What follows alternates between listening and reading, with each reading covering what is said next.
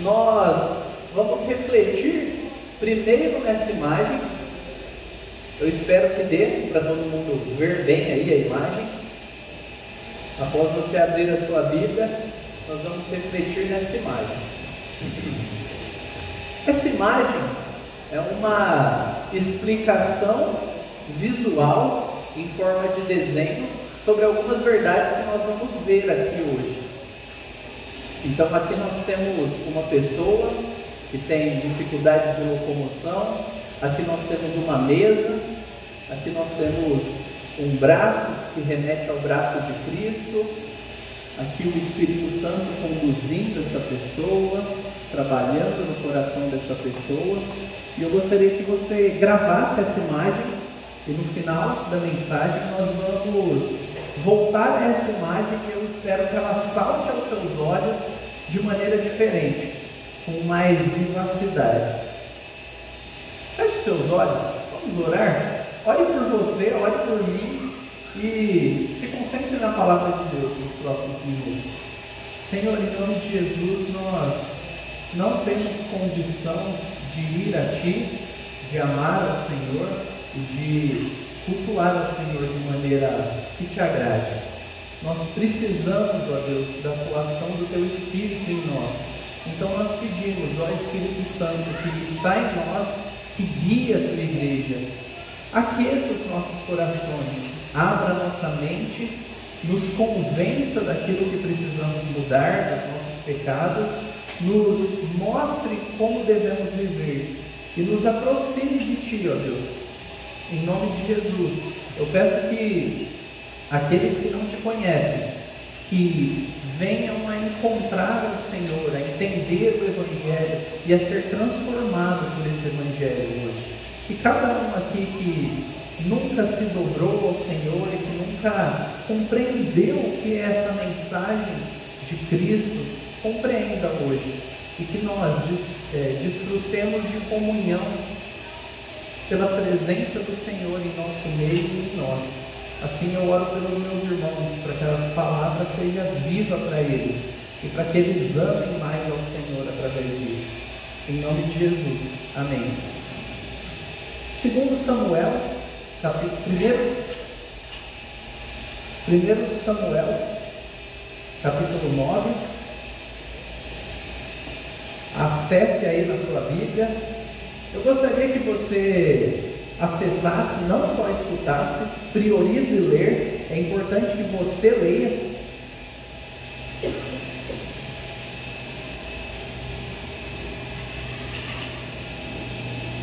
Na verdade, eu falei errado. 2 Samuel 9, perdão. Agora sim. Então, acompanhe com fé a leitura da palavra de Deus. Nós temos muitas distrações. Tente reduzi-la ao se concentrar. Um dia Davi perguntou: será que resta ainda alguém da família de Saul para que eu use de bondade para com ele por causa de Jonatas? Havia um servo na casa de Saul cujo nome era Ziba. Chamaram-no pedindo que viesse falar com Davi. O rei perguntou: você é Ziba?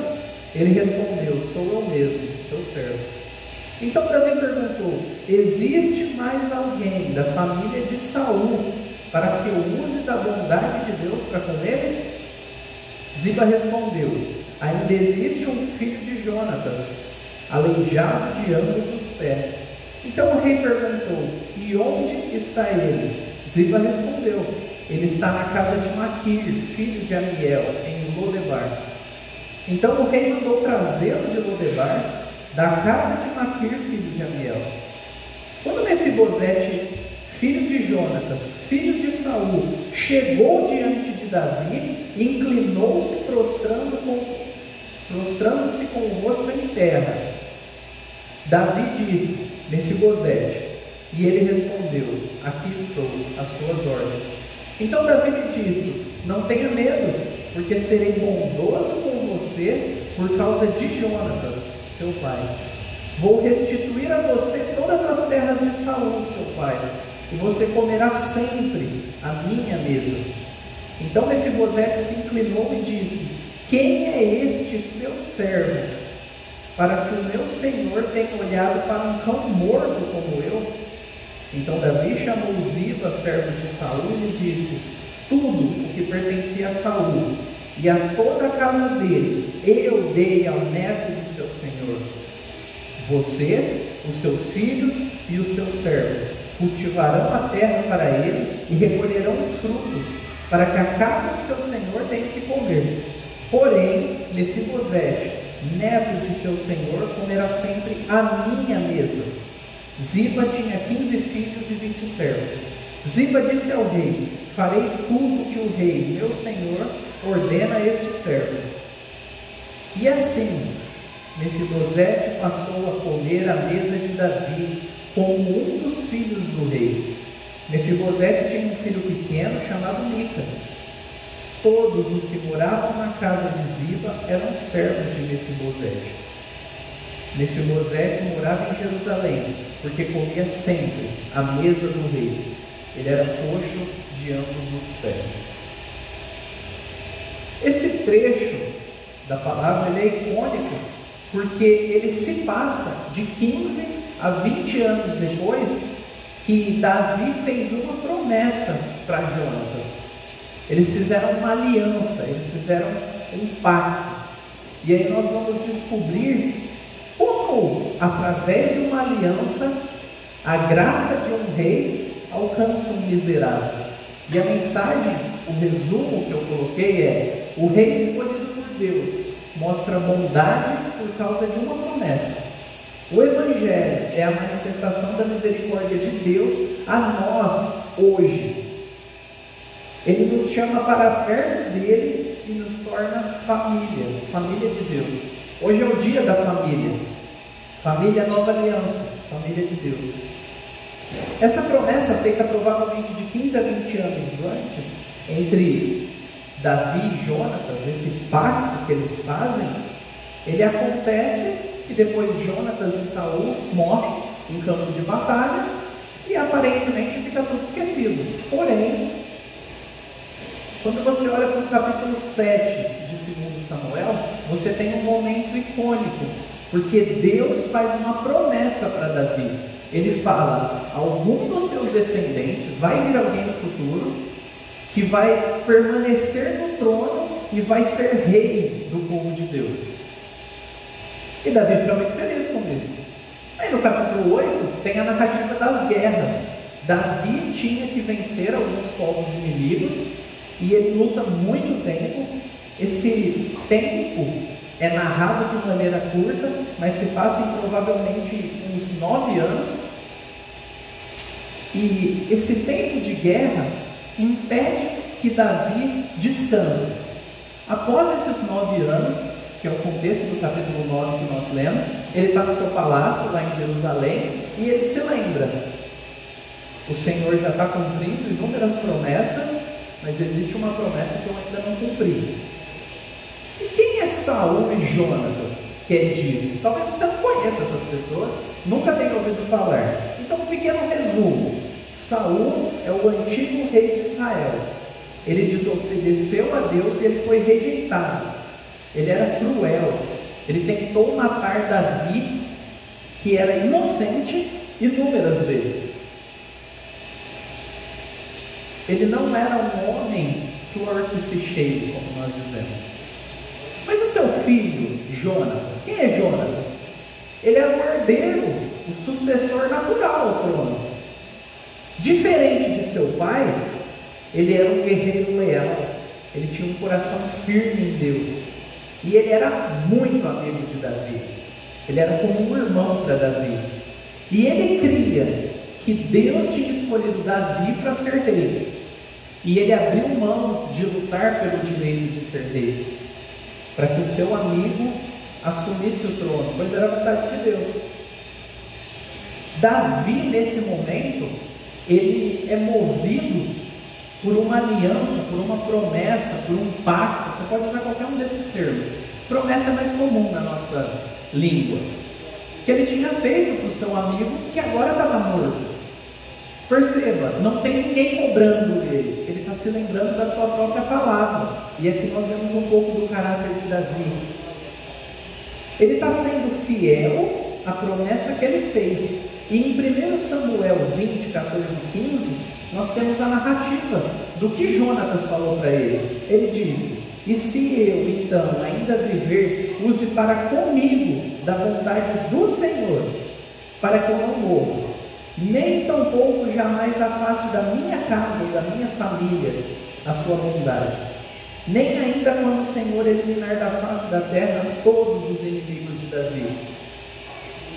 O Senhor eliminou da face da terra os inimigos de Davi, e agora Davi se lembra dessa promessa. Mas perceba que ele está sendo fiel à promessa que ele fez ao seu amigo, mas ele também está sendo fiel a Deus, porque essa promessa foi feita diante de Deus.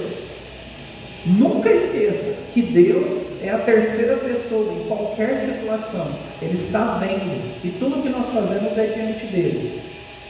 E agora, ele decide compartilhar do que? Da bondade de Deus.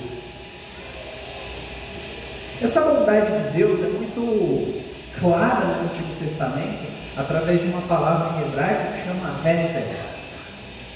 Essa palavra simboliza o amor de Deus de não jogar pessoas fora. Aquelas pessoas que têm uma aliança com Deus, o povo dele, que se submete a ele, recebe o amor dele e Deus não joga fora.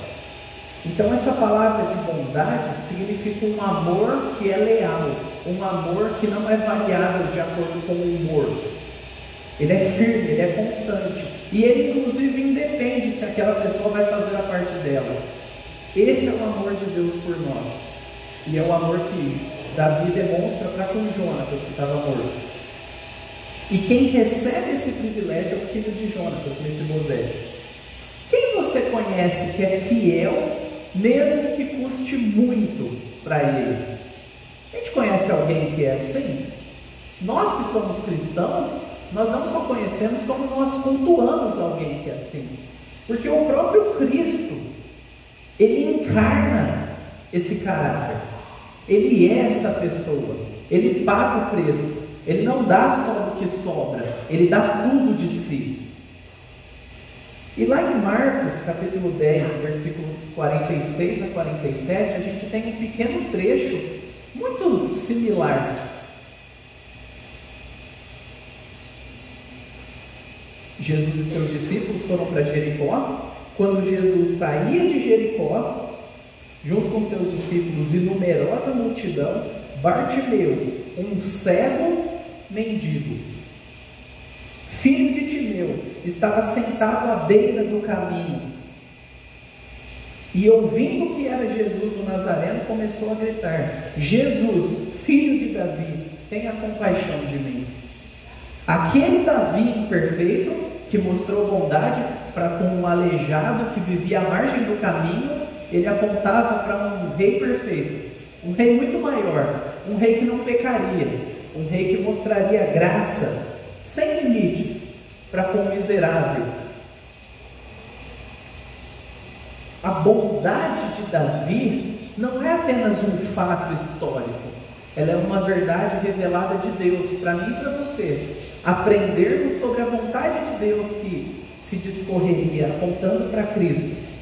E se você ficou com dó de Mefibosete, que era órfão, aleijado, provavelmente mendigo e miserável, porque naquela época o trabalho era feito quase que totalmente através da força física, agricultura, etc.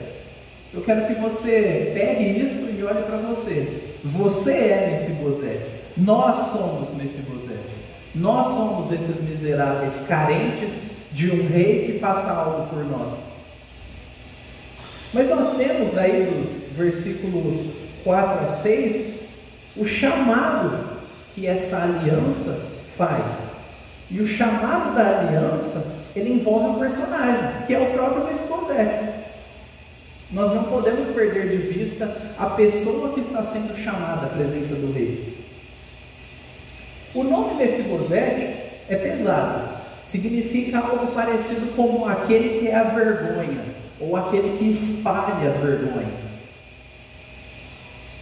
Ele vivia sua vida numa cidade insignificante, pobre e infrutífera, chamada Lodebar, que seria lugar nenhum, ou terra seca, lugar onde se planta e a coisa não dá.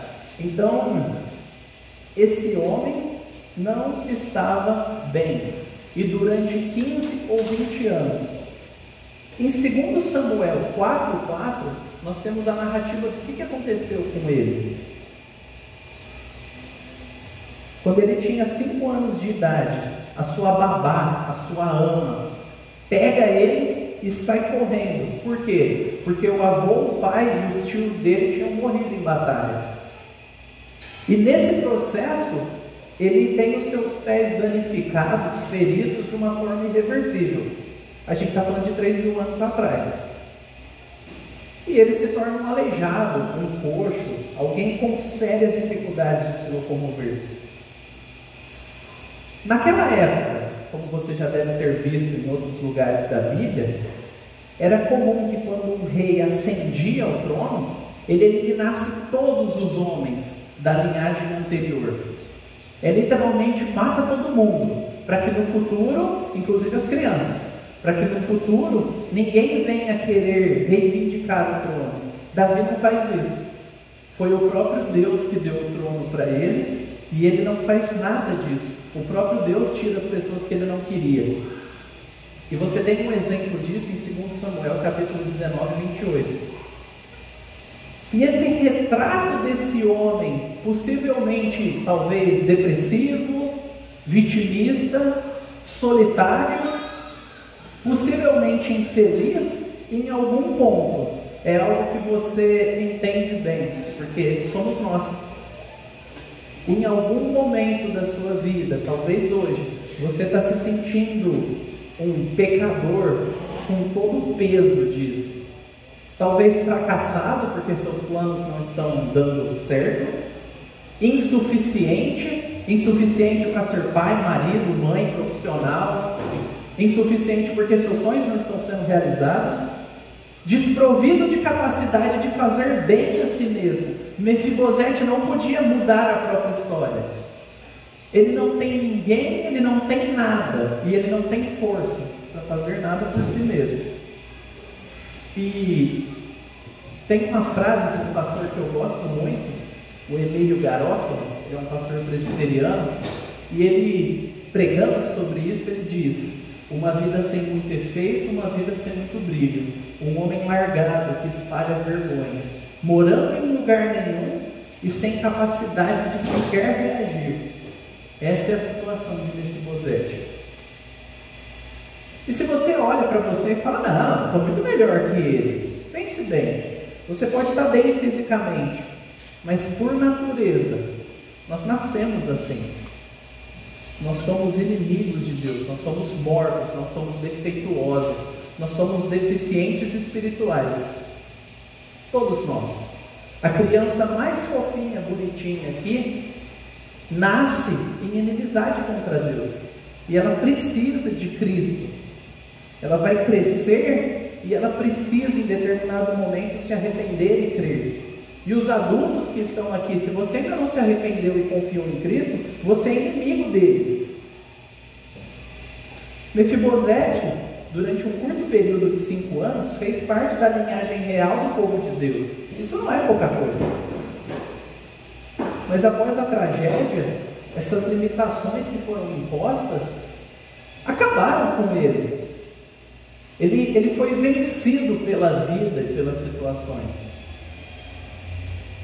Mas havia um rei generoso que lembrou de uma promessa e que ia mandar o miserável vir para encontrar com a graça. Davi aponta para Cristo, o rei que não precisava dar nada a ninguém, mas pela sua aliança. E se você olhar para Abraão, Deus fez aliança com Abraão, Deus fez aliança com Noé, Deus fez aliança com Davi, e nós temos a nova aliança, que dá nome à nossa igreja, que é em Cristo, através do sacrifício de Cristo. Não há mais alianças. A nova aliança é a última aliança. Não há outro meio, não há mais o que revelar. Cristo é o ápice, ele basta. Não precisamos mais lutar. Deus veio ao nosso encontro em Jesus. Alguém pode falar amém por isso? Dá para ser grato? Sei que está todo mundo, né, dia chuvoso, mas Deus veio ao nosso encontro em Jesus. Amém. Agora está legal. Isso e todos esses benefícios que Jesus nos dá e que dá vida para Mefibosete, nos lembram de algo. Você foi criado por Deus. No fundo você sabe disso. No fundo você sabe que você veio de Deus, que há um Deus e que alguma hora você vai ter que se encontrar com Ele. Com maior ou menor variação, no fundo você sabe. Há uma justiça que está vindo e ela está vindo te pegar. E você vai fugir disso ou você vai se dobrar diante de Deus e lidar com isso, com aquilo que Ele deu. Você sabe também que o mundo está fora do prumo, está fora do eixo. Não é como deveria ser, mas é como nós sempre o conhecemos, o que é uma loucura. A gente almeja por algo perfeito que nós nunca conhecemos, e a gente sabe que as coisas estão erradas. O pecado causou isso. Você sente falta de algo que nunca teve, mas sabe que é o que você precisa. O nome disso é desejo por Deus, ou saudades de Deus. Alguns falam vazio do tamanho de Deus. Você sente falta de um relacionamento profundo, de não se sentir órfão, de não se sentir deficiente espiritualmente, de não se sentir abandonado. E isso só vai ser encontrado em Jesus Cristo. Esse anseio do seu coração, que também era o anseio de Mefibosete, é o anseio de todos nós. Mas quando ele vai ao rei, ele é chamado. Perceba, é o rei quem chama. Não foi Mefibosete que procurou nenhum tipo de benefício. Mas quando ele é chamado e vai, porque quando o rei chama nós vamos, a gente não vai resistir quando o próprio Cristo nos chama. Esse chamado é irresistível. Como nós devemos receber isso? Qual é a conduta, qual é a postura do cristão? Qual é a postura para você hoje que talvez nunca ouviu falar sobre Cristo? Humildade. No versículo 8, Mefibosete diz: quem é este seu servo para que o meu senhor tenha olhado para um cão morto como eu? Isso é humildade. Ele não está preocupado com a autoestima, nem com a imagem. Ele entende que ele não passa de um cão morto. Ele sabia que não tinha como obter nada daquilo que estava sendo oferecido a ele. É algo que ele quer, é algo que ele precisa, é algo que ele não pode alcançar e é algo que generosamente está sendo dado a ele. O nome disso é graça. Essa graça muda a história do miserável que está à beira do caminho abandonado e traz ele para ser um dono de posses, para ser um homem rico. Mas acima de tudo, isso aponta para o que Cristo faz com você que está aqui e nunca confiou e creu nele, ou para aquilo que ele fez para você que é um cristão, está aqui e já colocou a sua fé nele. O coração amolecido, a convicção de que não merece nada. É assim que nós vamos a Cristo. Nós não vamos cheio de nós mesmos, das nossas realizações. Esse é o coração de quem vai a Cristo. Se Ele está te chamando hoje no seu coração, você não precisa fazer nada externo. Você não precisa gritar para todo mundo ouvir, como diz a música do Roupa Nova. Você não precisa tatuar isso. Você precisa responder a esse chamado do seu coração. Se arrependa de viver longe dele, de viver à margem do caminho. Se arrependa de confiar em si. Coloque sua confiança nesse Rei generoso que oferece a você família, a mesa. Mas se você é cristão e você já cansou de ouvir sobre o Evangelho, como você tem lidado com esse privilégio? Como você tem lidado? Você considera algo insignificante, opcional? Eu já tenho todos os benefícios mesmo? Já está beleza? Estou salvo? Deixa eu viver do jeito que eu quero? Será que é assim o jeito bíblico de viver? Será que você se acostumou demais com a graça de Deus e está tratando isso como algo insignificante? Deixa para depois que eu construir o meu primeiro milhão, o meu império, para depois que eu estiver com problemas na coluna e sem memória, quem sabe eu dou uma chance para Jesus. Não seja tolo. Deus é um rei. Nós não falamos de qualquer jeito e não nos portamos de qualquer jeito com o rei. Se você está desanimado, enfrentando lutas, se sentindo esmagado pelo peso do mundo, insuficiente, incapaz, você é mesmo. Essa semana eu passei por isso. Glória a Deus por homens que me ajudaram. Você é incapaz. Você não tem condição de se auto-ajudar. Mas o rei tem. Se você é cristão, você tem para onde correr. Nós somos piores que um cão morto.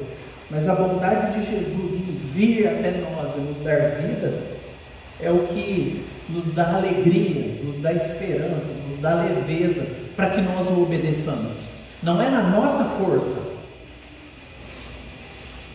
mas é uma obediência por causa daquilo que Ele fez, que nos dá a convicção e a esperança.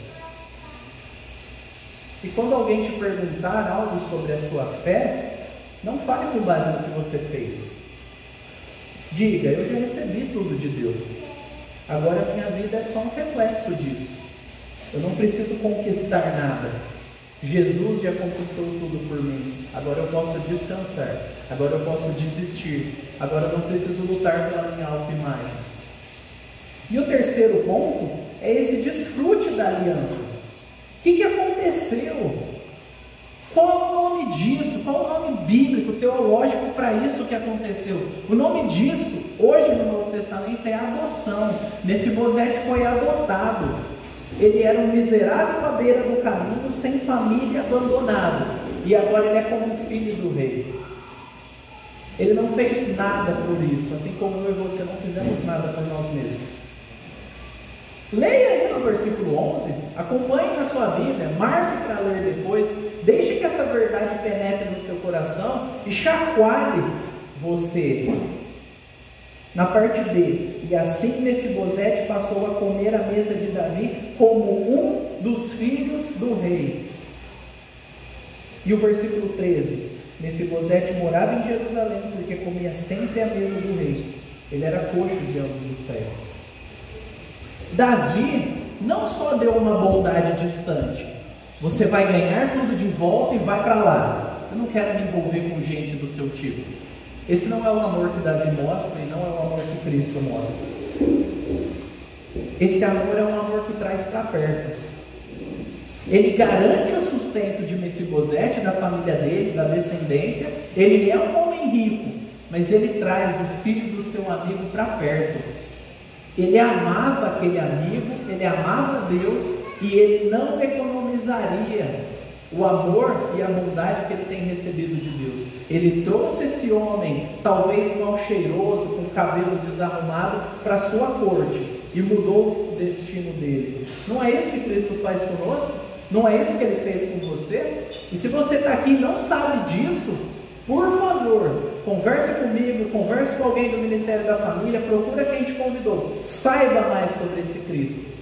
Ele é adequado para resolver o problema da sua alma.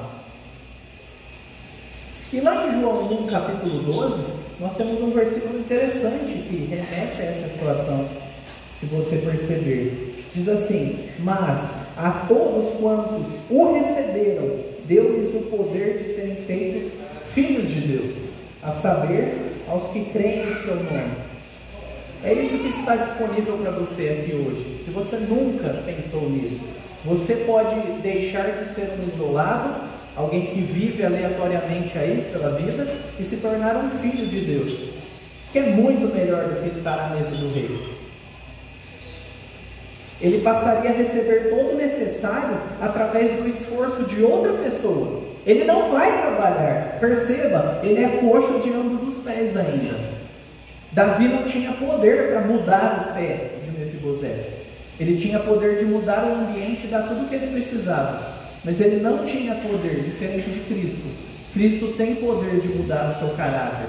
aquele pecado maldito que afeta o seu casamento, que afeta a maneira que você se relaciona com seus filhos, que afeta o seu trabalho. Cristo tem o poder para mudar isso. Ele tem o poder para te dar uma nova vida. Mas perceba, é por base do esforço dele. Não é o seu esforço que te garante isso. Você não vai ser sustentado pelo seu esforço. Você vai ser sustentado pelo esforço de outro.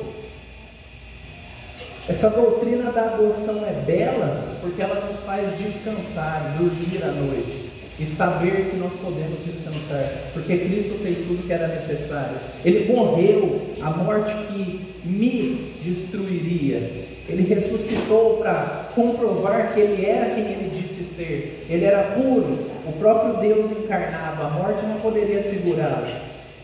E eu quero ler um trecho que eu acho um dos mais belos de Romanos. Acompanha aí. Porque Cristo, quando nós ainda éramos fracos, morreu a seu tempo pelos ímpios. Dificilmente alguém morreria por um justo. Embora por uma pessoa boa, alguém talvez tenha coragem para morrer. Mas Deus prova. É isso. Deus que não precisa. Deus prova o seu próprio amor para conosco, pelo fato de Cristo ter morrido por nós, quando ainda éramos pecadores, inimigos, o desprezávamos. Logo, muito mais agora, sendo justificados pelo seu sangue, seremos por ele salvos da ira. Porque se nós, quando inimigos, fomos reconciliados com Deus mediante a morte de seu Filho, muito mais, estando já reconciliados, seremos salvos pela sua vida. Romanos 5, de 6 a 10. A mesa real, a mesa do rei, naquela época, e até uns séculos atrás, era o ápice da definição de privilégio e de boa vida. Chegar à mesa do rei era a definição de sucesso. Mefibosete ganha isso, ele não alcança isso. E se você, cristão, que está aqui hoje, não importa a sua idade, não importa a sua luta, quiser viver uma vida com Deus, grave isso na sua mente e no seu coração. Se eu estou diante de Deus hoje, não é pelo que eu fiz, não é pelo batismo que eu tive há tantos anos atrás, não é pelo cargo que eu tenho na igreja, nem por quanto eu contribuo. É porque Cristo um dia fez algo por mim que eu não poderia fazer. E Ele me deu todos esses privilégios. Agora eu contribuo, posso servir a igreja, posso ser fiel e posso ter uma vida boa. Somos família e por toda a eternidade seremos. Esse dia da família é um tira-gosto de algo que desfrutaremos perfeitamente no céu, vivendo com os nossos irmãos, sem pecado, sem ruído, sem conflito. Isso começa agora, isso começa aqui. E perceba, se você está aqui hoje e é cristão, você já foi adotado. Você não precisa viver como se você tivesse que conquistar a bondade de Deus para você. Já foi, já era. Quando você se arrependeu e creu, acabou, está consumado. Agora, como adotado, viva de modo honrado. Honra é uma palavra que a nossa cultura rechaça, joga fora, não é importante. Para o cristão é, a gente precisa resgatar essa palavra. Homens honrados, mulheres honradas, jovens honrados, a nossa honra é importante. Viva de modo digno e viva de modo obediente. Não desperdice a bondade de Cristo para com você. Mas se você está aqui e nunca recebeu esse presente da salvação, primeira coisa, desista. Desista de lutar e de alcançar pelo seu próprio esforço. Você não vai dar conta. Mas desista de rejeitar Deus também. E se submeta a Ele. Vá até Ele. Aceite o chamado do Rei, esse convite. Se renda. Deixe que Ele diga a sua forma de viver. E para todos nós aqui, não viva a sua vida como um coitado, como vítima de tudo e todos. Não viva lambendo suas feridas. Você pode ganhar uma nova identidade, um novo ser em Jesus Cristo. Não somos mais isso ou aquilo. O que nos determina não é a nossa profissão, quanto temos ou o que fazemos, mas se somos filhos de Deus ou não. Essa é a coisa mais importante que você precisa saber hoje e sair daqui sabendo. Você pode continuar com seus desafios físicos, com seus dilemas, com as suas doenças, com seus dilemas emocionais e doenças emocionais ou mentais, assim como Mefibosete continuou aleijado o resto da vida. Mas agora ele estava com o rei. E agora ele pode descansar. Não é uma vida sem problemas, mas é uma vida que olha para o futuro e sabe, um dia estaremos com o rei, um dia estaremos à mesa do rei, e não vai ter pé quebrado, não vai ter dilema com peso, não vai ter dilema com se nós temos cabelo, barba e qual é a nossa cor, ou quanto sabemos ou não. Acabou. Estaremos com aquele que nos ama do jeito que nós somos e que vai nos tornar do jeito que Ele quer. Você pode fechar seus olhos e orar por você e orar por aqueles que estão aqui que nunca se renderam a Cristo? Enquanto isso eu chamo o pessoal da música. Senhor, em nome de Jesus, nós olhamos para a Tua graça e nos surpreendemos com a bondade do Senhor. Ó Deus, atrai o nosso coração para Ti, renova a nossa fé, não permita que nós nos sintamos órfãos, que nós percamos a nossa fé e vivamos em incredulidade. Renove a nossa fé. E aqueles que estão aqui que nunca tiveram fé, que nunca entenderam o Evangelho, que nunca foram atingidos pelas verdades do Senhor, que eles sejam transformados e renovados. Senhor, que nós saiamos daqui pessoas aptas a mostrar com a vida e falar, abrir a nossa boca. Senhor, nos dê momentos de comunhão, de refrigério aqui, porque isso é parte da mesa do Senhor para nós. Nos abençoe, ó Deus. E nós pedimos a Ti que o Senhor abençoe a nossa irmã que vai professar a sua fé publicamente e que vai dizer diante de todos nós e para todos nós que ela ama o Senhor e que ela se apropriou dessas verdades e que ela não quer viver longe de Ti. Nós Te agradecemos pelos privilégios imensos que temos em Ti. Em nome de Jesus. Amém.